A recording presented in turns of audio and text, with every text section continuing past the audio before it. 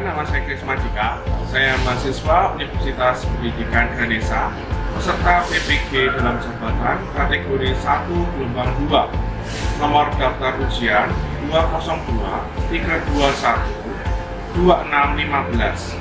Untuk materi yang akan saya bawakan adalah membangun rangkaian lampu LED dalam simulator pemrograman. Berikut formulir yang sudah saya cetak.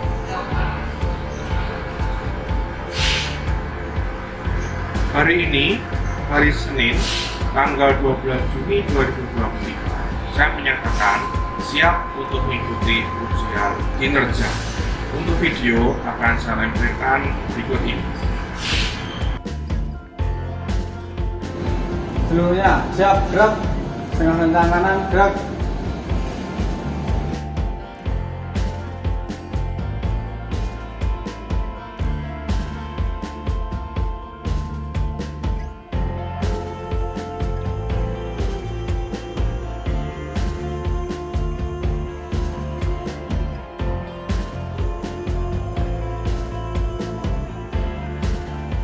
Sebelum kita mengawali pembelajaran pada hari ini, kita Para teman-teman kita bisa berdoa dalam nama Bapa dan Putra dan Roh Kudus. oke, kita mulai. 3, 2, 1.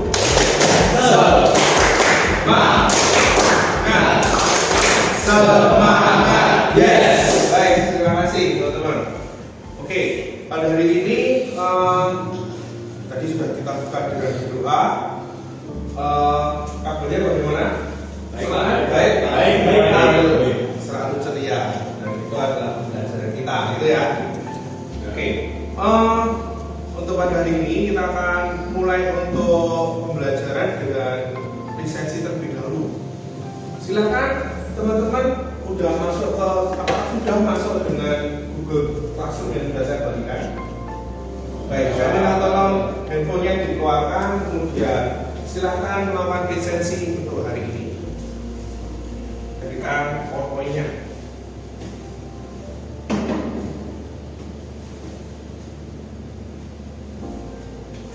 Nah, untuk mata pelajaran yang akan kita bahas dalam 2 jam ke depan adalah membangun rangkaian lampu LED dalam simulator pemrograman.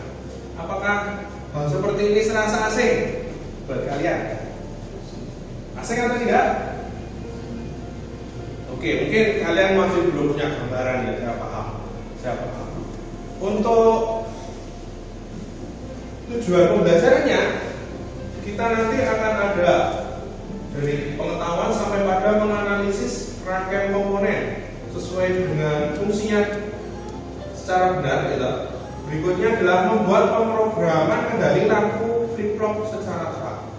Jadi ada kompetensi yang akan kita bahas sampai pada tahapan di situ.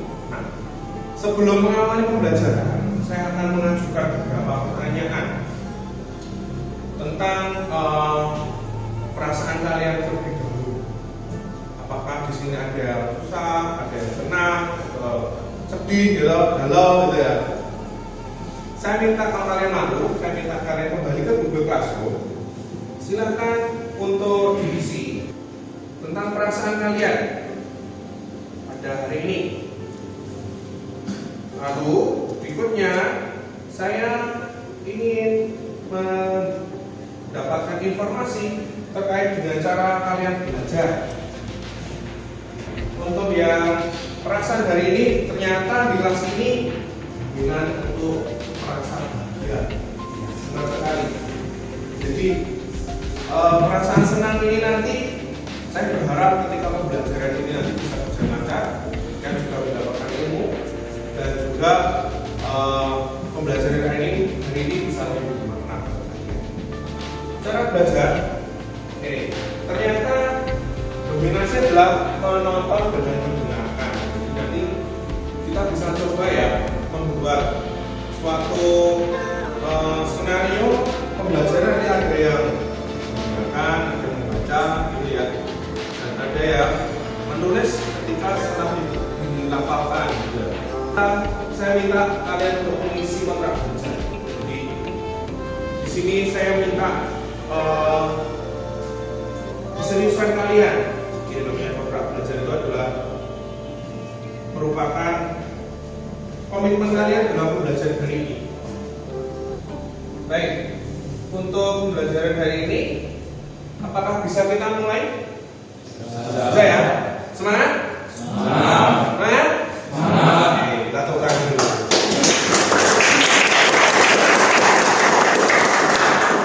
Untuk sedikit refresh, maka ada suatu suara yang akan saya berikan sehingga kalian nanti bisa sedikit termotivasi dan harapannya itu banyak.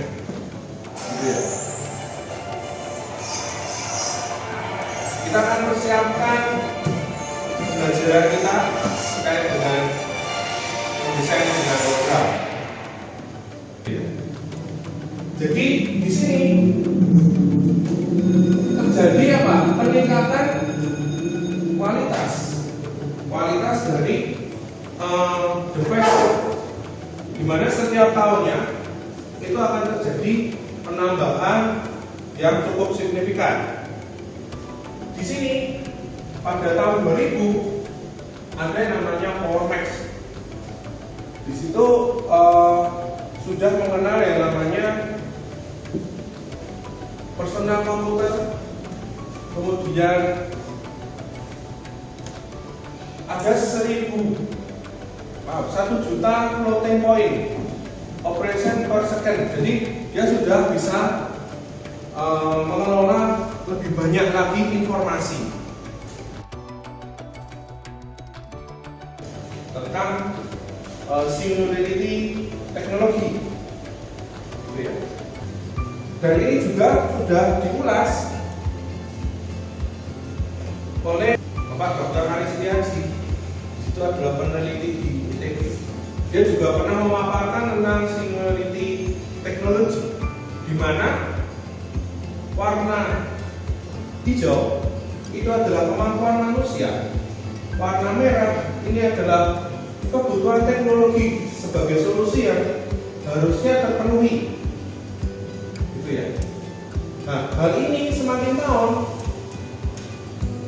sudut yang terjadi adalah semakin lebar. Karena kalau manusia kemampuannya hanya segitu terus, tidak ada perubahan atau perkembangan, maka tidak akan cukup untuk memenuhi kebutuhan. Semakin tahun dibutuhkan, maka dibutuhkan suatu sistem di mana manusia, teknologi dan proses itu bisa saling bersama untuk menghadapi apa kebutuhan yang harus terpenuhi. Gitu ya. Karena kebutuhan yang ada itu semakin lama semakin meningkat, kompleksitasnya semakin besar, dan kemampuan manusia masih maksimal di situ. Gitu ya.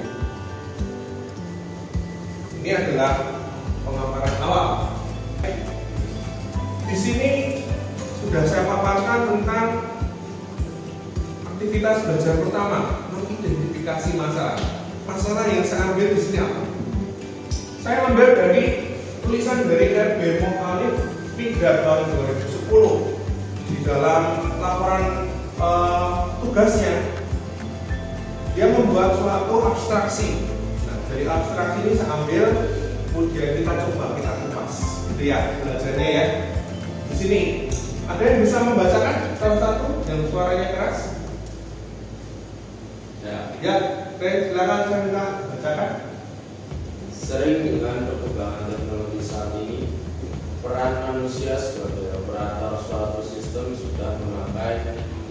Baik, seperti itu adalah narasi yang dibangun oleh Muhammad Khalid Pindad 2010. Jadi dari langkah awal adalah kita mengambil dari sebuah karya tulisan dari jurnal, atau kalian bisa mengambil dari laporan yang ada. Kemudian kalian lihat abstraknya, lalu kita kupas masalahnya apa, gitu ya. Kalau kalian bingung, silakan dengan cara seperti itu langkah-langkahnya. Nah, saya ingin melihatkan bagaimana kondisi perlintasan kereta api. Tadi kan sudah dibacakan, sekarang kita lihat kondisinya.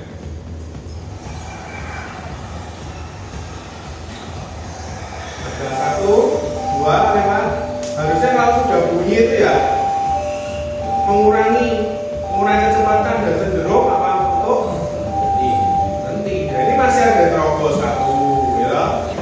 Kita kan sekarang bisa melihat permasalahan yang muncul pada narasi yang tadi dibacakan oleh Ray, bersumber dari Muhammad Al-Migdad. Itu apa saja? Apakah ada yang bisa menunjukkan masalah-masalah yang muncul? Apa saja masalahnya? Jadi sepertinya itu karena kelalaian manusia juga. Jadi kadang sudah ditutup tapi masih maksa lewat, Ya. terjadi kecelakaan. Berarti kelalaian manusia, gitu ya? Di sini ada nggak di tulisannya? Ada nggak? Kelalaian atau manusia itu bisa berupa petugas jaga pintu perlintasan itu bisa. Berikutnya apa? Bisa dilihat di sini. Minimnya petugas. Jadi kan sudah terbatas sehingga ada tempat yang tidak dijaga, gitu ya. Berikutnya ada lagi. Kalau petugasnya lalai menutup pintu untuk lewat itu, terjadi kecelakaan. Nah, itu adalah salah satu cara untuk mengidentifikasi masalah. Maka masalahnya seperti itu. Gitu ya. Paling tidak bisa membuka kalian ketika mengidentifikasi caranya gimana sih? Nah, seperti itu.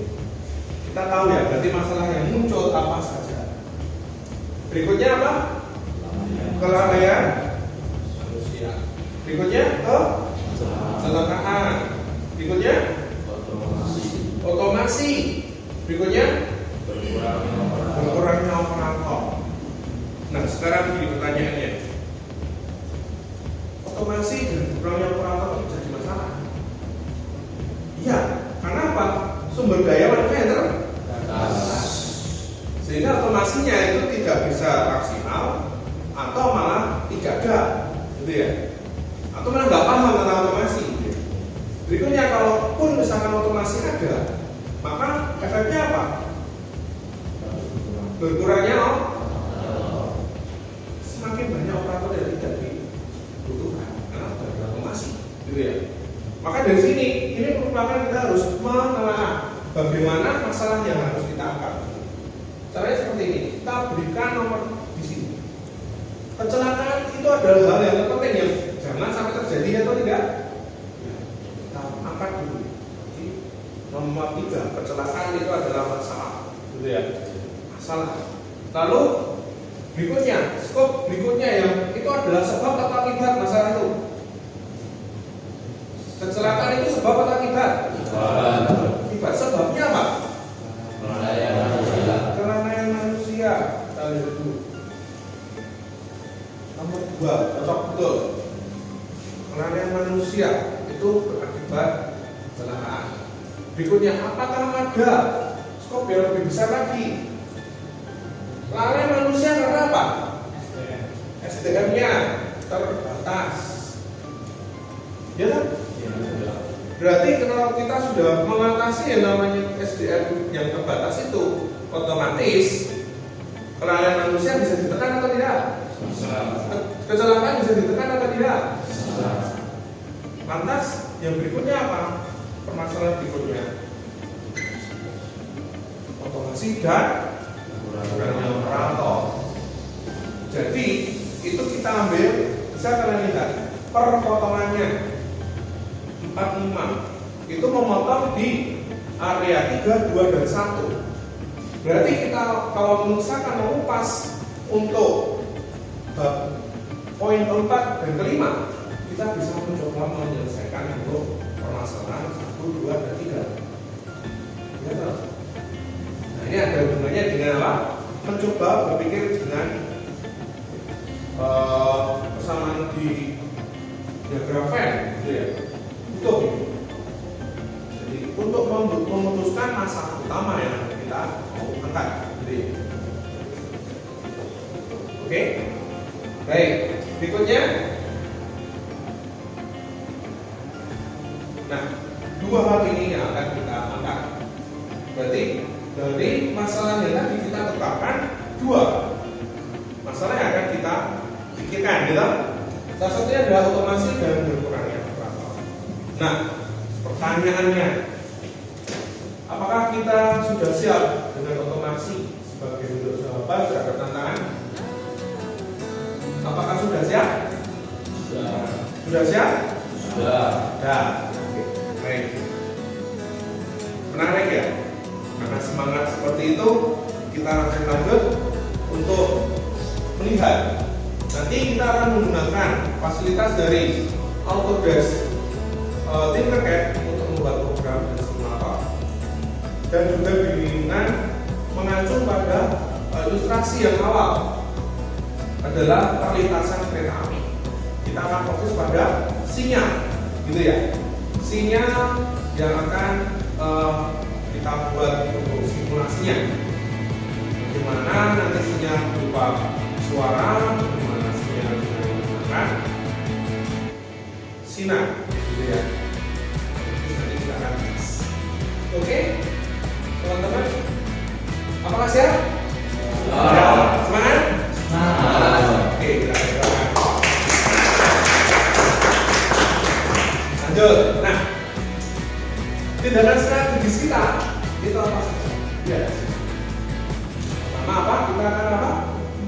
Memahami dan mengumpulkan data informasi komponen dalam aplikasi. Itu nanti akan kita lakukan dengan aktivitas 1. Nanti kalian akan saya bagi menjadi 3 kelompok. Maksudnya kelompok karena dia bisa 15, kita bisa bagi menjadi kelompok. Sebenarnya nanti kita bisa berkolaborasi, gotong royong, cara mandiri untuk menyelesaikan tugas dalam aktivitas itu. Memahami dan mengumpulkan data informasi komponen dalam aplikasi. Berikutnya adalah menerapkan wiring dan menghitung kebutuhan komponen. Dilanjutnya dengan menganalisis rangkaian dan membuat program. Itu adalah tindakan strategis kita. Lalu setelah itu saya minta salah satu dari kalian melakukan presentasi untuk menunjukkan hasilnya, gitu ya, menunjukkan hasilnya. Baik, untuk aktivitas hari ini boleh saya membuat kelompoknya? Boleh ya? Baik, untuk kelompok saya minta tolong silakan bergabung di tempat ini kelompok 1. Kemudian di sini kelompok 2 dan di sini kelompok 3. Silakan kalian pilih secara bebas. Silakan masuk dalam kelompok.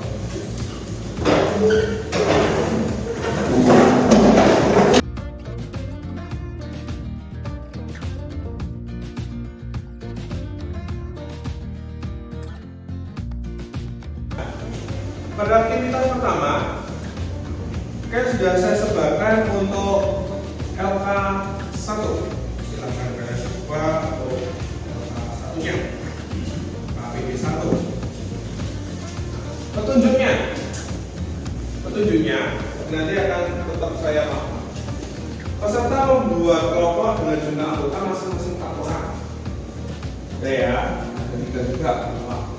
Berikutnya dalam kelompok wajib memasang aplikasi Micro AR di salah satu HP anggota kelompok.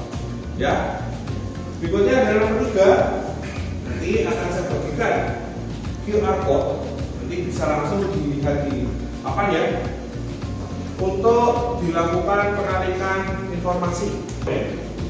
Yang 2 kelompok mendengarkan dan menulis pada krisis, dan yang 1 bisa menulis pada kelompok. Ya.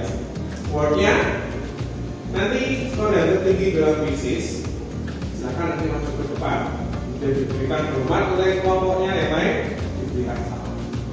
Apakah ada pertanyaan? Belum? Sudah jelas? Semangat? Baik, kita langsung laksanakan untuk LK1.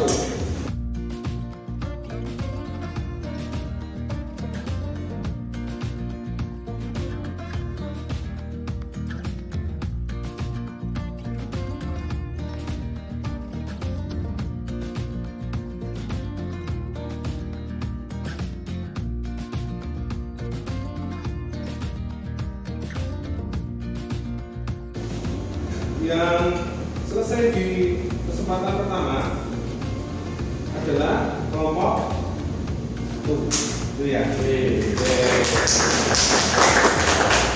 Silakan maju ke depan kalau kamu. Kita berikan seremoni. Silakan. Silakan di sini. Berdiri aja. Silakan berdiri.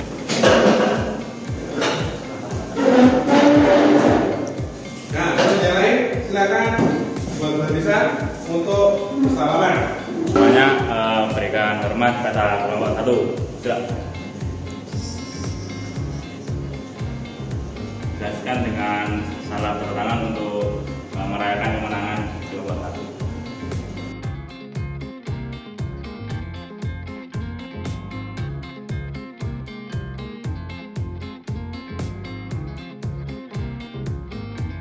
Berikutnya kita akan masuk pada aktivitas kedua.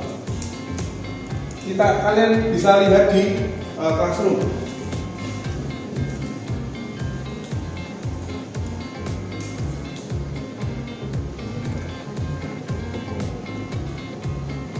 Pada aktivitas kedua, sebelum mengawali itu, silakan perhatikan di sini.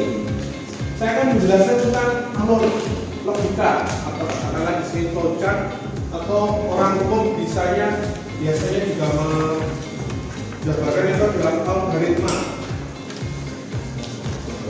Di program yang akan kita buat, kita akan memikirkan yang namanya dalam flowchartnya pertama adalah dengan memulai kita. Jadi kita sudah berpikir bagaimana palang kereta api itu bersuara. Tentunya ada tombol tertentu, pastinya ada tombol ya. Ketika tombol itu ditekan, maka akan terjadi arus listrik masuk ke suatu kontrol. Lalu dari situ akan terjadi siklus. Ketika siklus itu mau selesai, akan dibacakan ke tombol. Kita akan coba bedah itu. Bagaimana itu algoritmanya atau flowchartnya? Kita lihat di sini.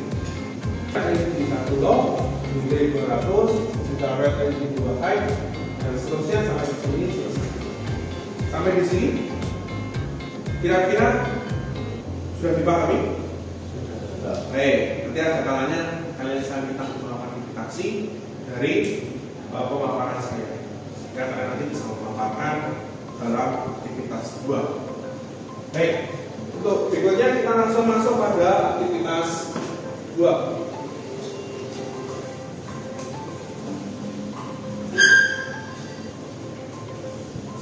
Nah, pada aktivitas 2, peserta membuat kelompok sama ya kayak kelompok tadi. Setiap kelompok menggunakan laptop dan terkoneksi dengan program Tinkercad. Apakah sudah terkoneksi Tinkercad? Sudah ya. Terus Google Classroom juga sudah ya. Oke. Kemudian guru membagikan diagram dalam spreadsheet dan permasalahan yang nanti akan diserahkan dalam LKPD 2. LKPD 2 sudah saya bagikan ya. Nah, kemudian dalam kelompok aktivitas yang terjadi adalah satu orang bertugas sebagai operator Tinkercad maksudnya. Satu orang bertugas untuk mendeteksi informasi wiring. Jadi Tinkercad itu nanti saya minta untuk dibuat wiringnya melalui informasi itu. Poin mana ketemu poin mana. Kemudian satu orang menuliskan program dalam LKPD. Lembaga 2 dan satu orang lagi mengecek kesesuaian program. Itu ya. Aktivitasnya adalah membuat wiring komponen sesuai dengan prasyarat konstruktif blok dan buzzer dengan jeda masing-masing 1 detik. Satu anggota kelompok membacakan komponen yang dimaksud pada soal. 2 anggota mendengarkan dan merangkai pada media Tinkercad dan 1 anggota menulis di LKPD pada kelas. Itu ya. Nanti sama untuk skor yang tertinggi kita berikan hormat dan kita bersama. Yang skornya tidak nomor 21 adalah petugas yang memberikan salam. Gitu ya? Oke? Setuju? Setuju. Semangat? Mari kita selesaikan.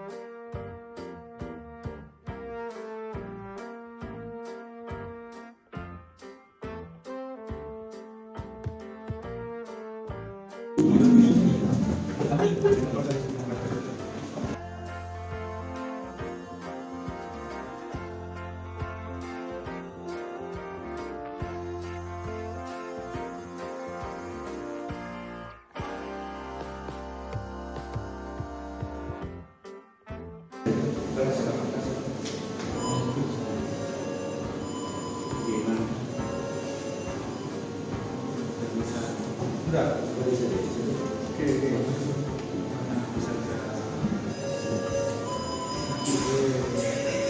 Oke.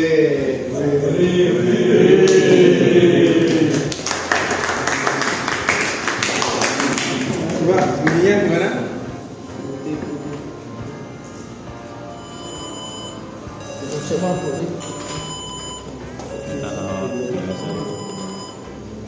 Kalau kelompok 3 maju ke depan, coba untuk jelaskan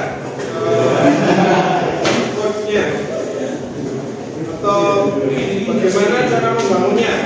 Jadi sharing kelompok kalian tentang cara membangun strategi tadi.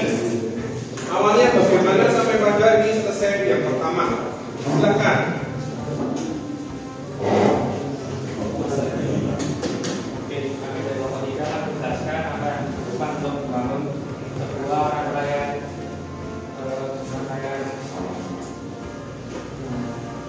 Untuk mengendalikan lampu di kantor di dalam berhak.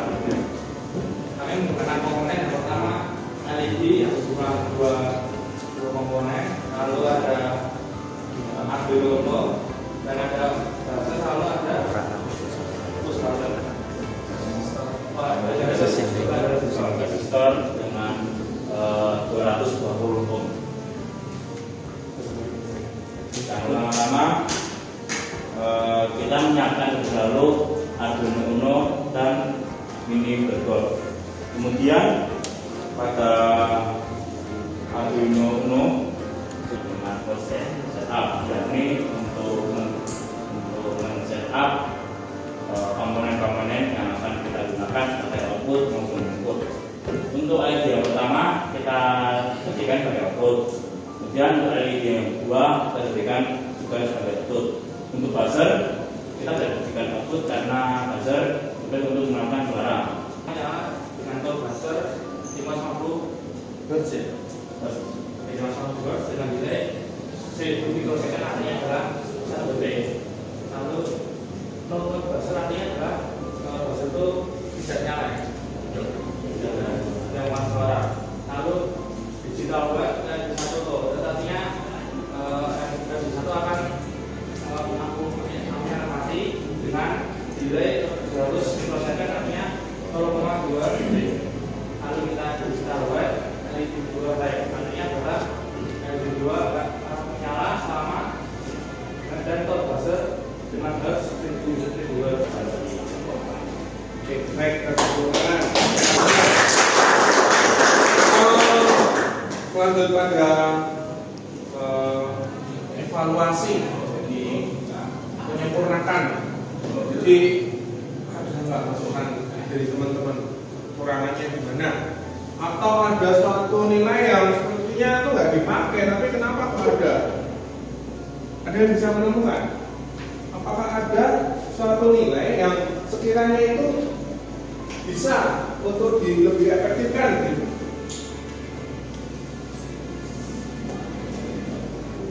Apa? Fal ya? Apakah kalian menemukan hal itu tidak dipakai sebetulnya? Iya toh? Berarti fal itu sebetulnya boleh nggak kalau misalkan itu tidak dipakai, tidak ditulis? Boleh nggak? Boleh ya? Baik. Terima kasih kalau tidak. Hormat gerak. 3 gerak. Ayo kita salami satu-satu. Selamat ya.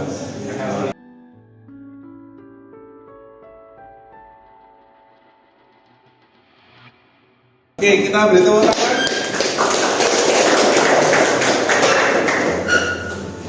Baik mas, untuk aktivitas kita pada tujuan belajar pada hari ini sudah selesai.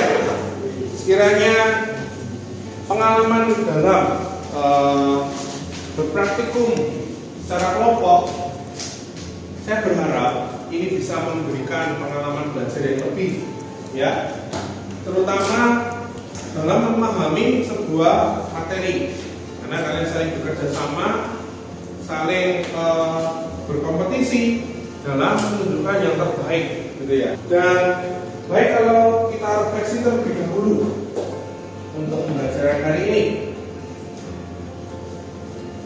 di mana perkembangan teknologi itu memang menuntut untuk ketercukupan kebutuhan manusia.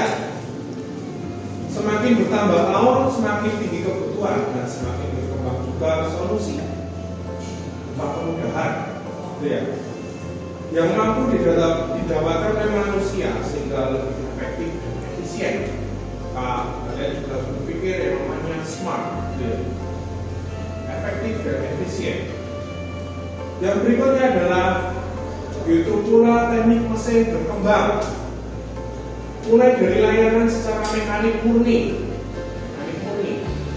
seperti timba yang dipakai tangan itu atau menggunakan katrol, itu mekanik murni. Melalui mekanisme komponen berkembang dengan dilengkapinya peralatan elektrik. Kalau misalkan mau nimba air harus pakai katrol, pakai pompa, sekarang ada pakai pompa dragon itu. Sekarang ada yang namanya motor pompa, gitu. Dilengkapi dengan elektrik sehingga airnya bisa keluar. Dan sekarang ini lebih dari itu, perangkat mekanik plus elektrik dan ditambah juga dengan kendali merupakan kebutuhan dimana harus dipenuhi dalam solusi permasalahan kebutuhan manusia. Hendaknya kalian juga bisa memahami akan hal ini. Tantangan di depan semakin menantang sehingga kalian baik untuk mempersiapkan diri kalian dalam pembelajarannya. Tidak hanya berhenti sampai di sini, akan tetapi kalian belajar terbuka, melihat masalah-masalah yang ada di lingkungan sekitar kalian, mencoba untuk mengambil masalah utama dan akar masalah. Setelah itu kalian tentukan kalian memiliki strategi apa untuk menyelesaikan masalah tersebut. Pada pembelajaran hari ini dengan model berbasis masalah, saya berharap kalian bisa mendapatkan pengalaman belajar yang lebih baik, tentunya dalam hal teknologi, teknik mesin, dan ini nanti bisa dikolaborasi dengan pembelajaran teknik mesin. Dalam pembelajaran produk kreatif, memang kalian diminta untuk lebih inovatif, maka hal-hal yang sekiranya ditambahkan perkembangan-perkembangan yang ada, terutama di bidang kontrol, kita maksimalkan sehingga dalam pembelajaran berikutnya kalian ketika mau melakukan proses pemesinan, bubut, giling, maupun assembly komponen, kalian juga bisa berpikir bagaimana alat ini bisa saya kontrol, bagaimana alat ini bisa saya kendalikan, bagaimana cara gerak alat ini sehingga mempermudah aktivitas kehidupan sehingga lebih efektif dan efisien. Itu adalah refleksi dan kesimpulan dari pembelajaran kali ini. Saya berharap semangat kalian tetap dijaga, terutama dengan pertemuan-pertemuan berikutnya, dengan materi-materi berikutnya, sehingga kalian mampu untuk mendapatkan pengalaman belajar yang lebih maksimal. Sekian dari saya untuk belajar hari ini. Kita tutup pertemuan hari ini dengan berdoa.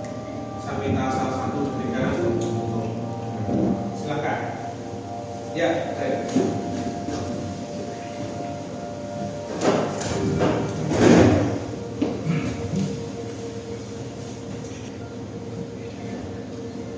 Teman-teman dan Pak Kris, sebelum kita mengakhiri pembelajaran kita pada hari ini, marilah kita awal dengan doa. Nama Bapak sudah terkudus. Selamat siang ya Bapak. Terima kasih atas berkat dan penyertaan-Mu selama kami belajar dari awal tadi hingga hari ini. Dan Bapak, kami saat ini sudah selesai belajar. Tolong berkatilah dan supaya kami supaya pembelajaran hari ini dapat berguna untuk kami di kemudian hari. Ya, Bapak, pada saat ini kami akan menyelesaikan kegiatan kami dan lanjut ke masing-masing. Tolong berkatilah kami di jalan supaya kami bisa sampai ke tempat tujuan kami masing-masing dengan selamat. Amin. Salam Mikael, doa kami. Bapak sudah bagus. Terima kasih Mas Bey. Untuk kesempatan hari ini saya cukup. Kalian bisa Iko